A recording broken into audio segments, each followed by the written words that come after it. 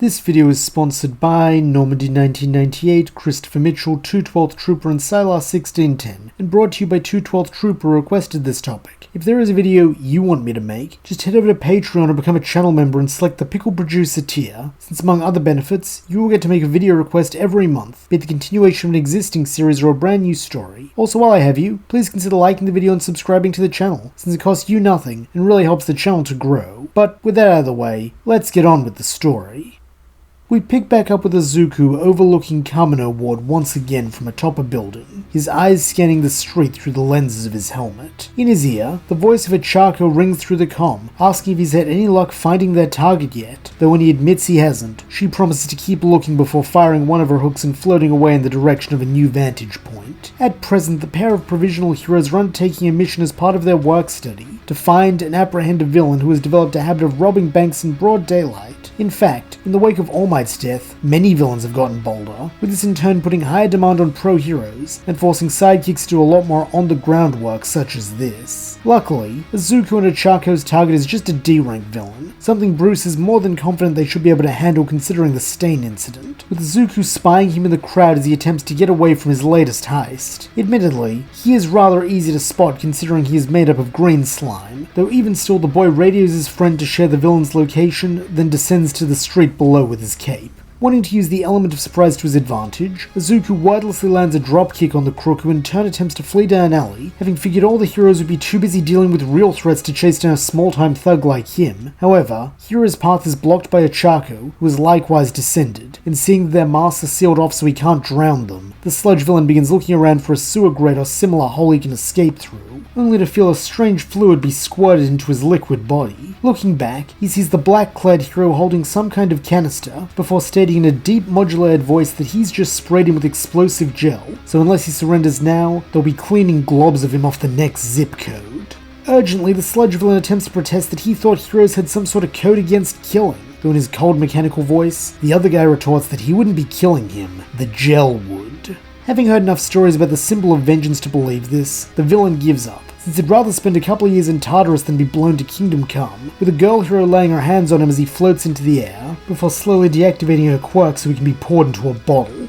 When the duo are done with this capture, Izuku lets out a sigh, glad that his bluff worked, before calling Bruce to inform him they've completed their mission. At present, the Dark Knight is on a much higher stakes case, though all the same he makes time for his protégés, praising their efforts and informing them he'll send the Batmobile to come collect the sludge villain. Helpfully, Ochako offers to bring him back to the tower in person, though Bruce tells her not to bother, since he wants the kids to go home and get some rest, because tomorrow they'll be joining him for a meeting at the Night Eye Agency. Heeding the man's words, the two teens make their way to the agency the following afternoon when classes are done, though to their surprise, they're not the only ones, as Bakugou, Ida, Sue and Kirishima catch the same train as them and then take the same path, so they all arrive at Sir Night Eye's building together. Here they are met by half a dozen pro-heroes including Mr. Aizawa, the big three of UA, and a man who introduces himself as Detective Tsukuichi, with it being revealed that they've been called here to discuss the activities of a group called the Shi Haisekai. At first, the junior heroes all share confused looks, having never heard of them, though this all changes when Night Eye explains that they are a Yakuza organization, and more importantly, they have made contact and seemingly an alliance with the League of Villains, who are now operating fully under the direction of Tomura Shigaraki.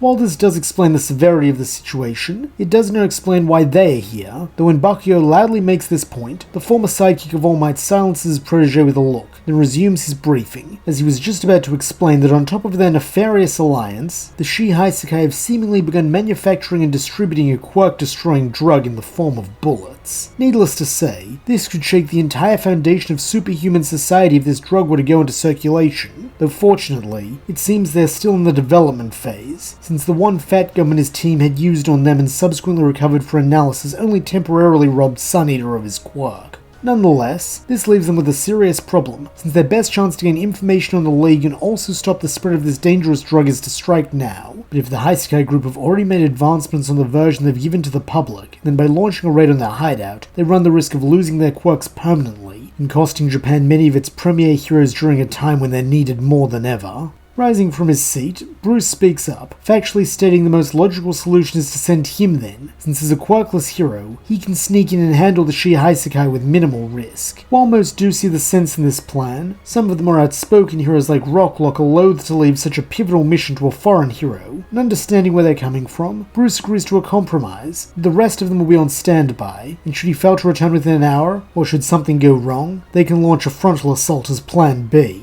Deeming this acceptable, the discussion quickly turns to logistics, with this taking up the majority of the meeting, as the various hero agencies present share the various pieces of information they've gathered about the villains and their operation, which individually are not worth much, but together begin to paint a clearer and more troubling picture. Having nothing to contribute to this, Izuku instead uses this time to begin thinking up ways to convince Bruce to let him join on this stealth mission despite the danger, with the boy actually managing to formulate several strong arguments, so that when the meeting ends and he approaches his mentor, he's sure he'll be able to win him over even if it won't be easy. Only for Bruce to blindside him by agreeing immediately, commenting that he's grown to a capable hero, and it'll help to have someone he can trust watching his back. With this settled, Izuku and the others leave to prepare for the big day, all aside from Bruce himself, who stays behind to talk with Tsukuichi, since following the funeral, he had asked Night-Eye who else All Might had confided the secret of One for All to, and having learned the policeman was on that short list, he now wishes to hear his thoughts on how things ended. Upon hearing of All Might's final request, Tsukuichi's face darkens, though when Bruce asks if the detective feels he was wrong to refuse him, he shakes his head, since there'll only ever be one All Might, and to try and replace him so unceremoniously would be disrespectful to the symbol of peace's legacy.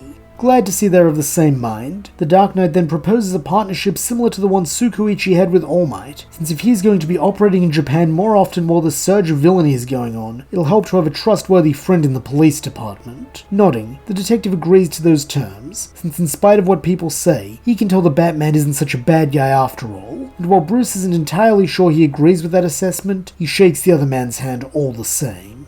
A few days later, the attack on the Shi-Haisekai begins, with Izuku meeting Bruce atop a building near their compound shortly before sunrise. To the boy's surprise, he sees that his mentor has upgraded his batsuit into something more combat-orientated and armored, with this seeming a little odd considering this is a sneaking mission. As if you can see his raised eyebrows through the mask, the American number 2 explains that following his fight with All for One, he's been integrating some new functionality into the suit, and while this is far from the end product, it should at least give him a tactical advantage when the time comes to capture members of the Haisekai group, since from his past dealings with organized crime, they won't go down without a fight. Nonetheless, since the goal is stealth, when Tsukuichi radios in to give them the go-ahead, the pair slip into the compound through a window on the upper level, with it appearing to all the world that this is an average office building. However, Detective Vision promptly strips away this illusion, as by activating it, the two Batmen quickly find the secret passage underground, and the switch they need to get in. As they make their way down, the dynamic duo go over the plan one last time. Thanks to Night-Eye's briefing, they know that the leader of the group is named Kai Chisaki, that he has a daughter named Eri with no records, and that she was bandaged when Mirio and Bakugou encountered her while out on patrol. Additionally, they know that the quirk-destroying bullet they recovered has human cells in it. When coupled with Chisaki's quirk being a breakdown and reconstruction ability called Overhaul, the rather disquieting working theory is that Chisaki is hiding his daughter in her quirk and using her as a base for the bullets. As a result, Izuku's mission is to track down the kid while Bruce searches for the lab, since if they can recover the civilian and the bullets, then they can call in the rest of the heroes to help arrest Chisaki and his goons without risk of collateral damage or being depowered. Wanting to make his teacher proud, the green-haired boy reaffirms that he'll do his best as he prepares to split off from Bruce. Though, before he can, one of Chisaki's lieutenants, Tabe, rounds a corner and spots them, since it is rather difficult to employ stealth in a flat concrete tunnel with even lighting throughout. Seeing no alternative, the pair of heroes go on the attack, with Izuku already making a battle plan in his head for how to take this guy down before he can raise an alarm. However, it seems Bruce already has a solution. Hit him really hard. Troublingly so, in fact, with the younger Batman being a little concerned since he's never seen his mentor let loose quite like this before. And what's more, his helmet's display indicates that Bruce's heart rate and perspiration have spiked far more than they should have for such a short fight. In a tone of concern, Izuku asks if he's alright, and letting out a deep sigh, the world's greatest detective admits that for a second he mistook this villain's sack mask for an old enemy of his, and it may have affected him more than he'd expected. Curiously, the boy questions if he thinks it's the same guy, though here Bruce shakes his head, definitively stating that after his last fight with Scarecrow, he stopped being a villain altogether. Interpreting this in a positive light, both because of his innate optimism and his disposition towards Bruce, the green-haired youth smiles that he's glad his mentor could reform him, though this just earns a grim sigh, as the American hero mutters that's what Clark called it as well. Stowing this second reference to the mysterious Clark away for later, since now is hardly the time, Izuku questions what they should do with the man's body, to which Bruce replies that one of the most important skills of being a Batman is undercover work, and the boy is about the right build for this guy, not to mention his sack hood will completely obscure his features. The only issue is he'll be without his suit and gadget should things turn ugly, though considering he's blending in, he shouldn't need them. All the same, after changing into Tabe's outfit, Izuku does stow a smoke grenade and 2 batarangs into his jean pockets just in case, while Bruce demonstrates a handy feature of the boy's suit, that it can neatly fold into a travel case, allowing for ease of transport and a quick change if he needs it without having to call a bat pod. Figuring he can pass this off as Tabe having a briefcase of those bullets, Izuku heads down the corridor the sack-faced man emerged from, figuring this must be the residential wing if he was there this early in the day, while Bruce continues on the original path. Fortunately, the green-haired youth's logic is sound, with him soon passing by several doors that seem to contain beds when he peeks inside. However, none appear to be a child's bedroom, with him therefore continuing onwards. In keeping with this good fortune, he also only encounters one person during this foray into enemy turf, a blonde man with a black plague mask who gives him a friendly nod but asks no questions about his briefcase, meaning he is unimpeded when he spies a little girl with grey hair and a horn in one of the rooms who he can only assume is Eri. Stepping inside, Izuku is disappointed to see the child instinctively recoil from him, suggesting her treatment under the Hasaikai group has not been kind. In an attempt to put her at ease, he pulls off the sack mask and gives her a smile, stating that he's not Tabe, he's a hero named Batman and he's here to rescue her. However, in spite of these reassuring words, Eri's expression doesn't change, with the reason becoming clear a moment later, as she is not looking at him, but instead past him to the doorway where the blonde man is standing. As a friend of Tabe's, Setsuno had come to see if he wanted a soda, though seeing he's netted a hero spy instead, he springs into action, employing his larceny quirk to snatch the briefcase from the boy's hand, since whatever this is must be important to his mission. In this, he is not disappointed, as when he spies a hero suit inside kitted out with all kinds of gizmos and gadgets, he decides to have a little fun and take the famous Wayne tech for a spin. While he cannot don the whole suit due to his and Izuku's size difference, he has no trouble pulling on his utility belt along with his gauntlets and even his mask sans respirator to give him the look of a horrific Batbird demon straight out of a nightmare. Though that is fitting considering this is Izuku's nightmare, as now he finds himself alone in enemy territory where he must protect a civilian and fight his own suit, all the while having barely any resources. Nonetheless, he has to try, and so making a fist, he leaps forward and attempts to plant it on Setsuno's unarmored chest. Unfortunately, this is brought up rather short when the blonde man demonstrates another skill he has beyond thievery, that being use of bladed weapons, as while he may not know how to throw a batarang, he can certainly use it like a shiv and stick one between Izuku's ribs. Having not fully comprehended just how sharp the projectiles are until this very moment, the green-haired youth grits his teeth to keep from screaming. Though this is probably for the best, as otherwise he might have been at risk of biting his own tongue off a second later when Setsuno turns on the shock function and punches him with one of the gauntlets. Tumbling backwards as shocks race through his body, Zuko is only able to get back up thanks to the superior conditioning his training provided. However, he is aware that he probably can't afford another direct hit from the shock gauntlets, and so when Setsuno closes in on him, he uses the defensive part of Batman martial arts to kick him away, then use the momentum of the move to roll over the child-sized bed, buying him some distance and time to think of a strategy.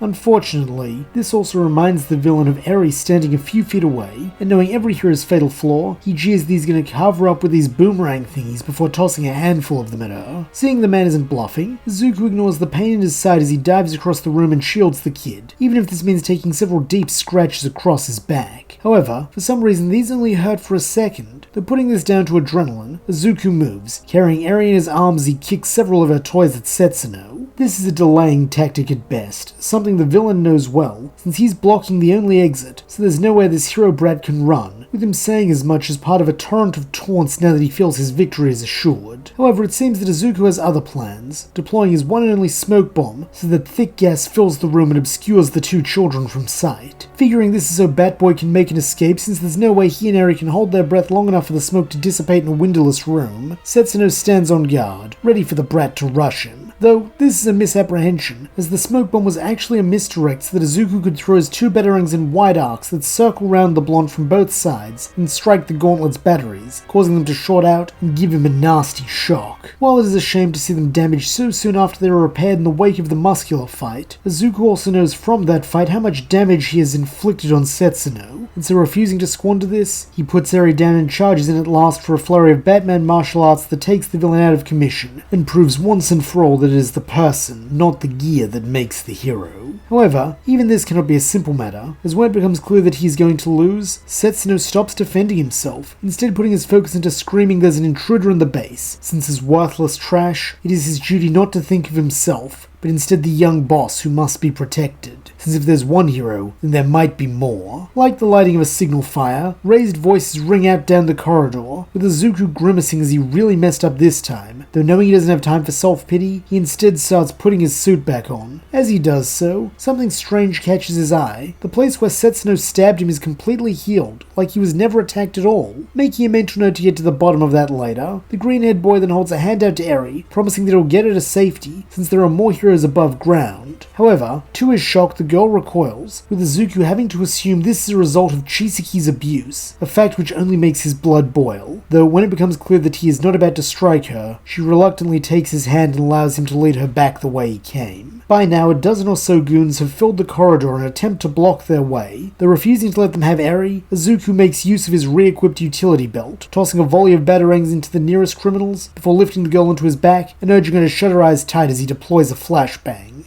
As expected, this staggers the henchman and allows the young Batman to knock out the ones still in his road, though unfortunately, escape cannot be so easy, as when Mimic enters the fray, he twists and contorts the concrete paths into narrow spaces and dead ends, with one such dead end appearing right where Izuku and Eri are, meaning the way back is blocked. This setback immediately causes Eri to panic as she mutters that he wins again. He always wins. And not needing to ask who he is, the green-haired boy does his best to give her some hope by dispelling this notion. To do this, he sprays some explosive gel on the newly created wall and blasts it away, with this creating a small hole they can duck through, though to their dismay when they pass back into the intersection where Izuku and Bruce parted ways, it is entirely unrecognizable, with the path to the surface being lost to them. On the upside, they are not alone, as about half of the heroes from the raid team managed to make their way here before the layout changed, with Izuku spotting Night Eye and Bakugou at the head of the procession. At present, the blonde hothead is attempting to do as his rival did and blow away the concrete wall blocking the way forward, though this one is much thicker and more layered, much to Bakugou's frustration.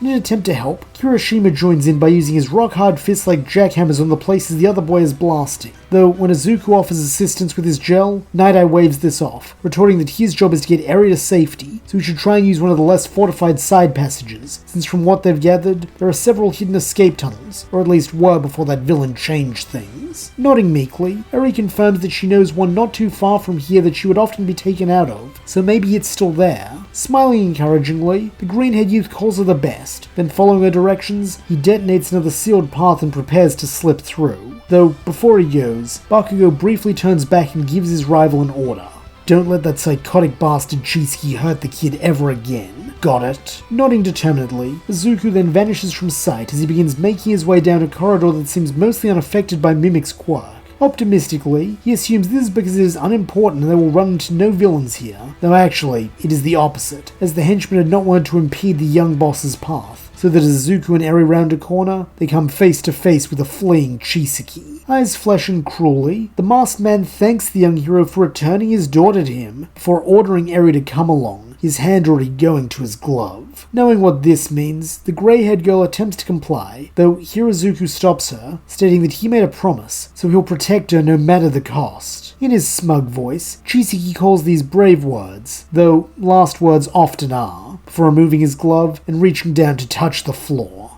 At once, the walls around Izuku turn to spikes, forcing him to dodge and weave while his cape is torn to shreds, showing just how close to calamity he is. Luckily, Eri is unharmed, though it seems Chisaki has not given up on her, as he dives towards the younger pair with his hand outstretched. Bracing for another painful death and reconstruction, the horned girl closes her eyes, though for once it doesn't come, as instead she hears Chisaki howl in pain. Opening her eye just a crack, she sees one of those boomerangs lodged in her tormentor's hand, though she didn't feel Mr. Batman move to throw one. That is because he didn't. with another more heavily armored Batman entering the scene a second later as he swing kicks Chisaki in the chest and sends him crashing into a wall. In a serious tone, Bruce then asks if his apprentice is alright and whether the villain managed to touch him. Though shaking his head, Izuku confirms that he and Eri are fine and that he's on the way to get her out of here, though it seems this will have to wait, as recovering from his injury, Chisaki makes another attempt to seize Eri, proving the green-haired boy will need to fight if he wants to get past. Knowing he can do this better unencumbered, he deposits the girl a small way back and tells her to wait for him here. Then, as the eyes of his suit flash menacingly, he charges. Like with Setsuno, Izuku supplements this with a smoke bomb, forcing Chisaki to shield his eyes while he and Bruce use detective vision to close in and begin laying into the man. However, even in a bad position, the young boss of the Yakuza is no slouch, laying his hand on the wall and causing a violent volley of spikes to burst out, with several slashing at the Bat Heroes and even piercing their suits in places. Fortunately, none of them strike any vital areas, meaning they keep pressing on, with Izuku using a spike for leverage to land a two-footed kick to the face, while Bruce displays his marksmanship by hitting him in the chest again with a follow-up batarang as he falls. Unsurprisingly, this only angers Chisaki more, though despite Bruce having ripped his expensive suit, it is Izuku he targets, growling something about the schoolboy's filth as he reconstructs the passage around him into a pillar that slams him into the back wall in an attempt to crush him. Luckily, the Batsuit's reinforcements save him from this rather grisly death, though he still feels about half of his bones fracture while fresh blood spurts from his cuts, leaving him feeling rather worn out all of a sudden. Meanwhile, Bruce continues the fight alone, employing his grappling hook and a batarang barrage to counter the villain's spikes, though on his own, it is rather difficult to close the distance between them when Chisaki has total control of the battlefield.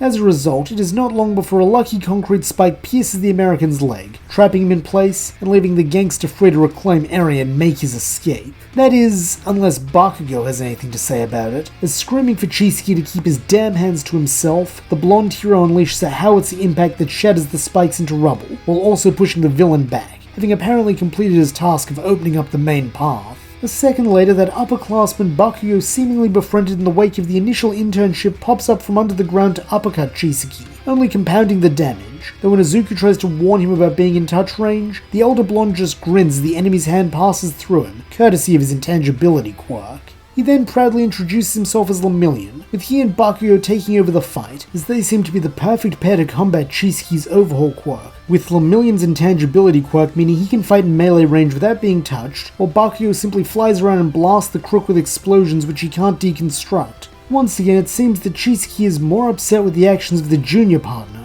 as he focuses on him just as he did with Izuku, though now having two sets of data, the Batmen quickly develop a theory as to why, since between his plague mask, gloves, and overly sterile base, not to mention his comment about filth when his face was touched, it seems likely that he suffers from mysophobia, an extreme form of germophobia. If correct, that would also explain why he would be so bothered by Bakugou bathing him in combusted sweat and soot, meaning if they can capitalize on that, they can win. To this end, Izuku forces himself to rejoin the fight, even if it's just playing distraction to help the others. Though never one to be outdone, Bruce decides to one-up them all by dipping his batarang into the hole that Spike made in his leg, then tossing the bloody weapon into the Yakuza's face with enough force to shatter his mask. This is simply too much for the misophobe to handle, and so as hives break out all over his face, he screeches like an animal and instinctually pounces on his last attacker, who in his present state is too injured to dodge. In that moment, Chisaki doesn't care about the fight or his plans, he just needs to make this disgusting dirty man die. He will purify him down to the smallest atom, with him starting with the chest plate as he lays his hands upon it and deconstructs into nothing. Now, it is time for the man. It will only take a second,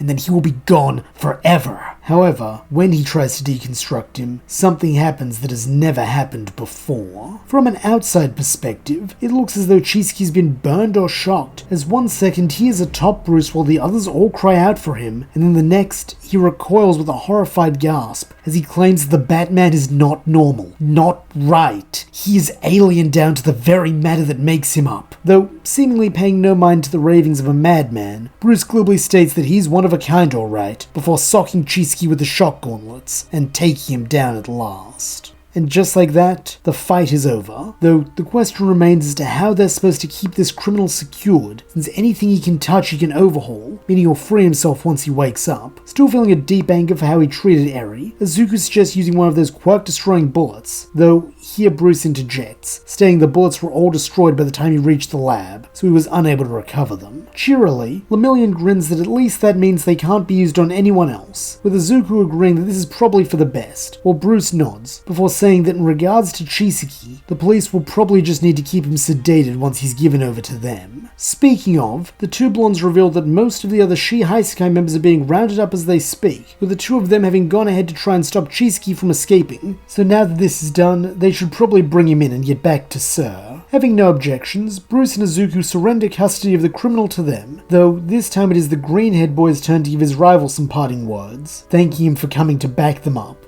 Though this is just met by a belligerent grunt that it's what Sir or All Might would have done, with this being all that is said about the matter. Meanwhile, Bruce turns his attention to Eri, giving her a kind smile and kneeling beside her. Since as an expert on early childhood trauma, it is logical that he should be the one to help her through the difficult transition that is ahead of her. As a result, she is placed into his care during the days that follow, with the billionaire being very happy to devote an entire floor of his tower exclusively to her. After being trapped underground for so long, the girl adores looking out at the city skyline from above, while Izuku and Ochako become frequent visitors, with Bruce not begrudging them using a bit of their work-study time to take her out shopping or for ice cream in an attempt to help her acclimate to the world and possibly regain the smile Chisaki stole from her. One such day out is the UA School Festival, with Izuku and Ochako being eager to show the girl around their school, especially since their class will be putting on a performance. Admittedly, Eri is still a bit nervous due to her trauma, though having come to trust this pair like big siblings, she eventually accepts, with it being decided that Ochako will show her around in the morning, while Izuku oversees setup of the performance as class rep, then when it's time for the show, they'll swap, since she's needed on stage while he isn't. Finally, the big day arrives, though here we see one fairly large divergence from canon, that being Izuku's role, as while normally he would be the one to go and get the last minute supplies, here he is unable to as the class rep and director. To this end, he dispatches Ida as the fastest, with the boy being so quick and focused on his duty that he never encounters Gentle or Labrava, as they begin making their way to UA to pull off their heist. Not that they'll get very far, as they are easily apprehended by a pro before they can cause much trouble, since on reflection, it's a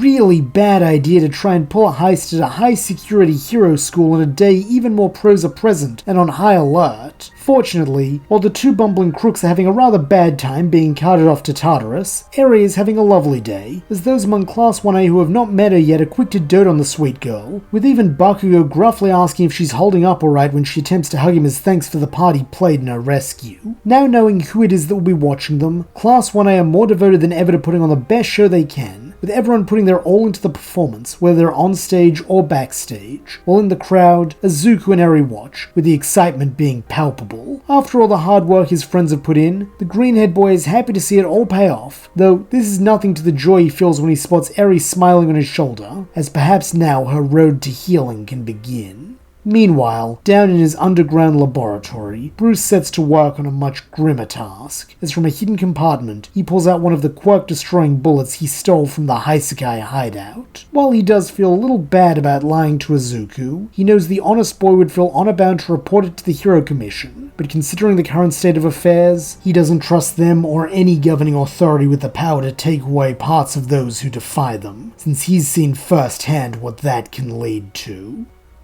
And that's where we'll leave things for now. Thank you so much for listening. I hope you enjoyed it. And if you did, please don't forget to like, subscribe, and leave your thoughts, suggestions, or screams of rage in the comments below.